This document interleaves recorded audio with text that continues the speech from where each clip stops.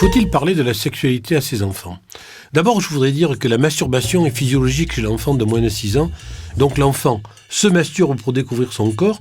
Par contre, s'il se masturbe en public, c'est qu'il est en carence affective ou il est mal dans sa représentation de soi. Donc la masturbation est naturelle chez l'enfant. Après ça, il y a la phase de latence et on est tranquille. Puis après, il y a la masturbation à l'adolescence, qui est aussi naturelle et physiologique. Et puis, les premières relations sexuelles, la sexualité agit. Comment en parler ? Je crois que le conseil que je donne souvent aux parents, c'est de leur payer une consultation sur leur généraliste ou le pédiatre pour qu'il aille parler de tout ça avec un tiers qui ne soit pas le parent.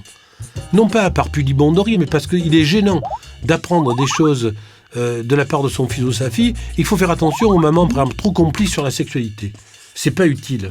On n'a pas à savoir exactement la sexualité des adolescents, on a simplement à leur dire qu'ils se protègent des maladies sexuellement transmissibles, le sida bien sûr, les rapports protégés, la pilule pour pas être enceinte trop tôt. Une sexualité précoce étant pour moi toujours un signe de fragilité.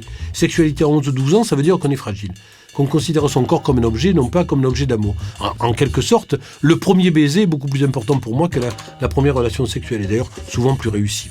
Et donc, on dit les maladies sexuellement transmissibles, et puis après, on change un peu de regard sur son enfant dès que c'est un être sexué, mais ça, c'est la vie des parents.